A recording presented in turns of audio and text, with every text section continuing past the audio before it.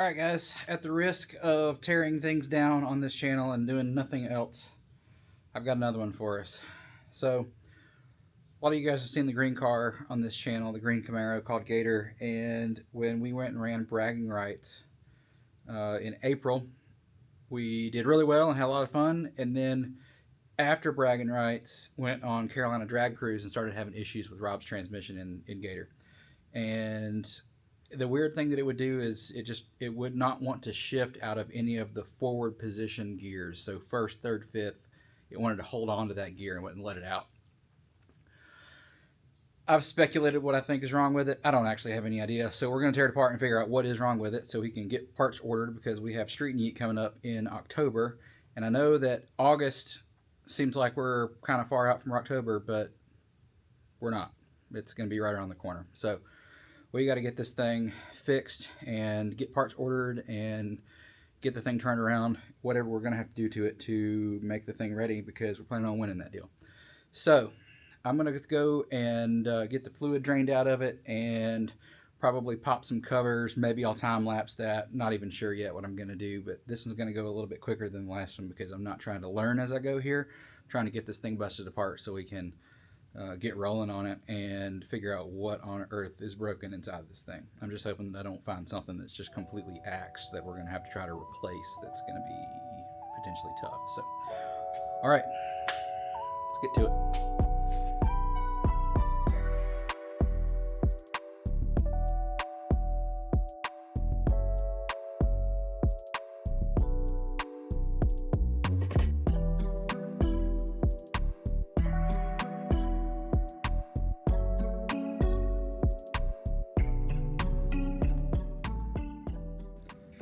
Okay, we got some awesome right out of the gate.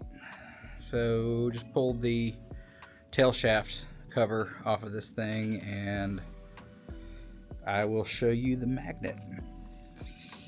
Yeah, so that is ironically not even part of the expensive stuff. That is a factory spring for, I guess they're called keys, for the either fifth, sixth, or reverse. That spring right there is what actually holds those little keys in that leave the tension on the slider whenever it's in a synchronized gear. So I think that's good news. That means that the good stuff's probably not hurt, and it means that the reason that he was struggling to get out of gear was probably because something in the shifter mechanism was being hung up because of that piece falling out.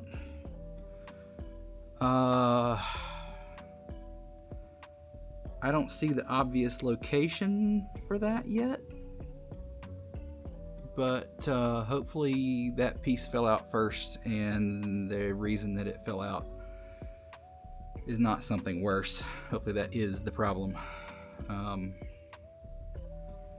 But yeah, so far, not awesome. I think I'm going to probably play with the shifter here just a little bit and make sure that it goes into all the places that I think it's supposed to go. And then I'll keep tearing this thing down even further.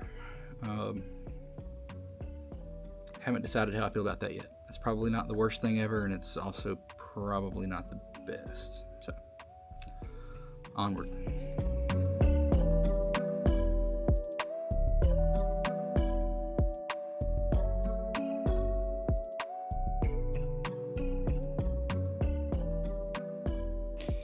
All right, I have just gotten the what I believe is the reverse gear selector. Yeah, that was reverse. Okay, so I got the reverse gear selector off. And this is what I got.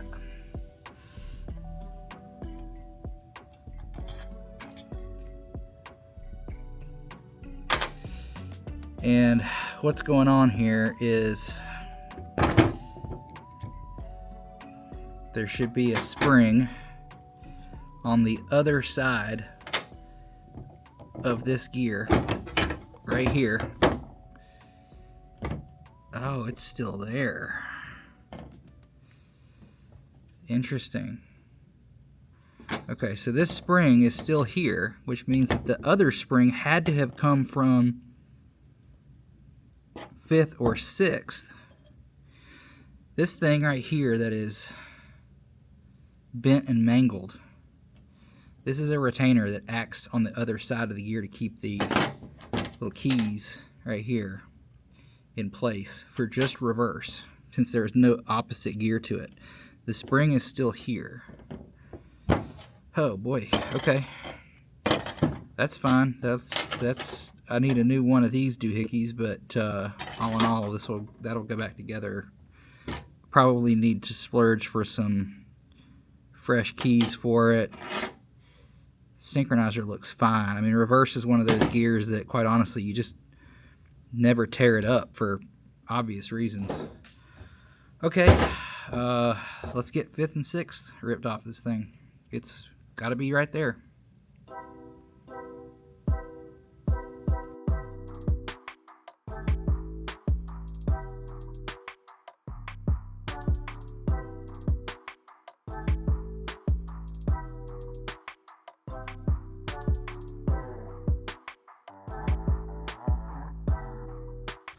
Okay, I'm revising my statement because the 5th, 6th does have both springs in it. The reverse must be the place where the spring came out, because I was thinking about it some more. If you only have that spring tension on one side of the springs, they want to collapse towards the inward side on the side that doesn't have any springs. It'll be flaring out on one side and pivoting in on the other. If you didn't have the spring on both sides, it wouldn't work. The retainer that holds reverse, this is really hard to film actually, is a potato chip. It's wavy. It's broken. The 5th, 6th stuff looks okay. So this is going backwards. So this is actually looking at 5th gear right now. I can tell it's had some issues, but if I'm honest, I'm pretty sure this is actually old damage that was in here already. The springs are here on both sides. That key just fell out, but it was in place whenever I pulled it out. All of these parts are intact. So it's not that. It has to be a spring from reverse. And if I'm honest, the magnet did quite a good job. Probably won't reuse that puppy for obvious reasons as well there, but it caught it, it got it out of the way, it didn't send it through anything else.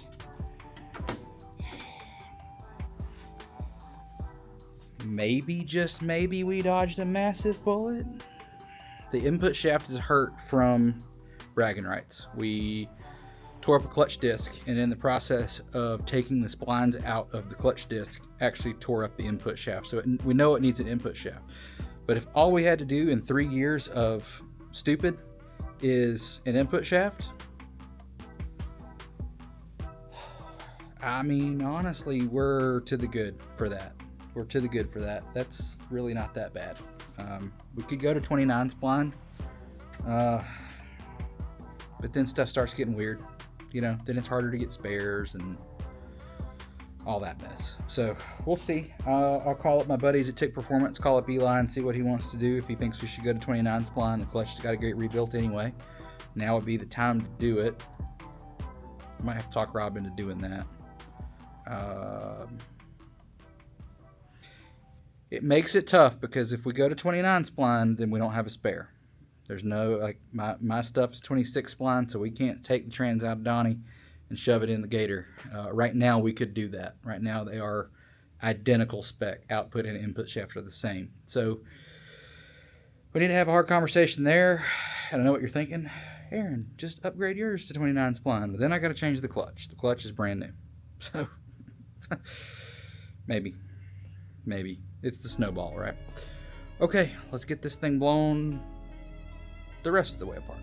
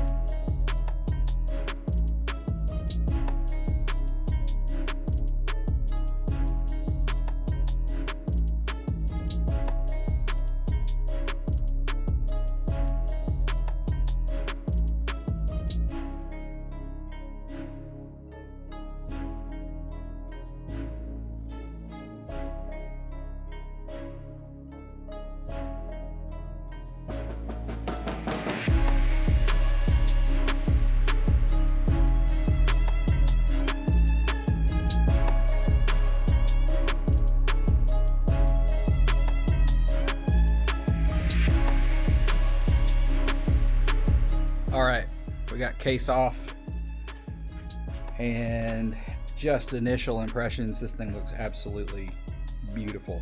I don't see anything wrong with this without taking it apart.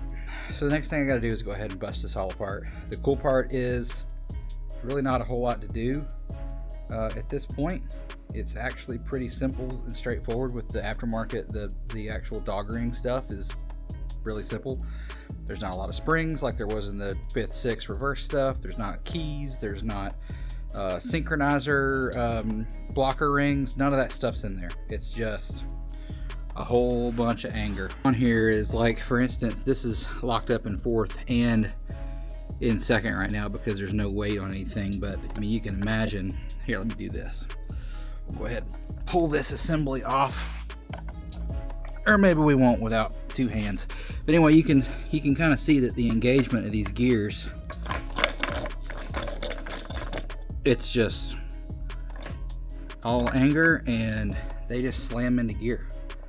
So at least the nice part about that is the entire assembly for a single gear is just the gear itself, the hub for the slider to slide on, and the slider. That's it. Nothing special at all. So time to go ahead, and I need two hands for this, but I'll go ahead and pull this thing apart. From here, it's actually really simple. It all kind of has to come out together right here, but basically I'll try to squeeze the cluster out, pull the main shaft up just enough to get the cluster to come out. Once the cluster's out, the main shaft and the shift fork assembly will come out pretty easy, and then I'm going to look that shift fork assembly over really well, because I want to make sure that I don't miss anything as far as making those shifts. Even if they're secondary, you know, he was pulling on the lever really hard trying to get the thing to change gears. So I want to make sure we don't have any cracked shift forks or anything like that going on. The good news is we do have the cast iron shift fork for the 3/4 gear. The 1/2 is still the original cast aluminum. Maybe we can get him to pony up for some billet shift forks from Tick that have the 3 pads on them. We'll see. I need to call Eli about that too. So, all right, time to bust it the rest of the way apart.